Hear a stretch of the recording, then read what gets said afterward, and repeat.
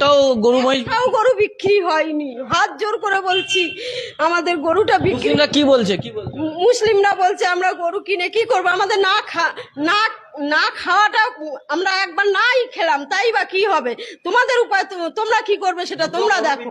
আর ওদের থেকে তো ক্ষতি তো আমাদের বেশি দুটো গরু বিক্রি হয়েছিল, সে দুটো গরু ফেরত হয়ে গেছে, বলে গরু নেবো না, তোমরা আমাদের এখানে রাস্তাঘাট ধরে মারছে, আমরা গরু নেবো না, তোমরা পৌঁছে দিয়ে যাও, তোমরা যা করবে করো। আমাদের এই তো কাজ। তাহলে আমরা কোন রাস্তায় যাবো? তাদের আমাদের তাহলে মরণ ছাড়া আমাদের আর রাস্তা নেই। 4-5 দিন ঘুমাতে পারছি না, কি করব, আমার মাথাটার মধ্যে কি হচ্ছে আমি বলতে পারছি না। আমার আত্মহত্যা করা ছাড়া কোনো উপায় নেই, আমাদের যে কোনো একটা উপায় বার করে দিতে হবে। এটা 17 বছর ধরে এই কারবার করে আসছি, কোনোবারে এরকম হয়নি, এবারে কেন এরকম হলো? আমার ছেলেকে পড়াশুনো করিয়েছি সব এই ব্যবসায় থেকে,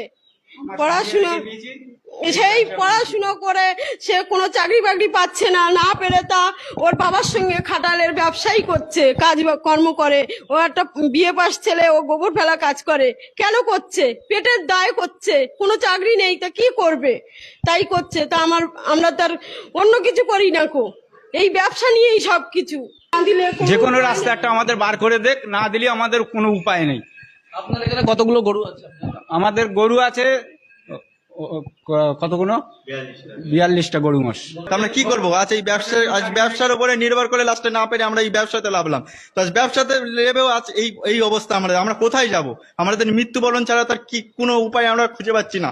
সরকার, আমার বর্তমান মুখ্যমন্ত্রীর কাছে আমরা এই সাধারণ জনগণ হিসাবে আমাদের এই আর্জি জানাচ্ছি যে আমাদের বর্তমানে কিছু একটা সুরাহা করুন। আপনাকে এনেছি আমরা আপনি হিন্দুত্ব আছেন তো আমরাও হিন্দুত্ব আছি, তো আমাদের মুখ পানে একটু চান আর আপনাদের দেখেন।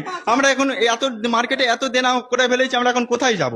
আমাদের এখন মৃত্যু ছাড়া কোনো উপায় নেই। আর এই সর্বপ্রথম বলি, এই ভুসির দোকান থেকে শুরু করে বিচুলিওয়ালা থেকে শুরু করে ওষুধ থেকে শুরু করে এই মালগুলোকে আমরা যত্ন সহকারে নিজেরা না পেটে না খেয়ে এদেরকে খাইয়ে এত বড় করেছি। আর এত বড় করার পরে যদি আজ এই অবস্থা আমাদের দেখতে হয়, আমরা এখন কোথায় যাবো? আমাদের সুসাইড ছাড়া। মুসলিমরা আসছে না গরু নেওয়ার জন্য, যারা কুরবানির সময় কি করে? যে আইনটা 1950 সালে একটা আইন বেরিয়েছিল, আজ থেকে প্রায় 78 বছর আগে আইন পাশ হয়েছে। সেই আইনে কি বলা হয়েছে না, 14 বছর বয়সী গরু কুরবানি দেওয়া যাবে, কোনো পশু হত্যা করা যাবে না।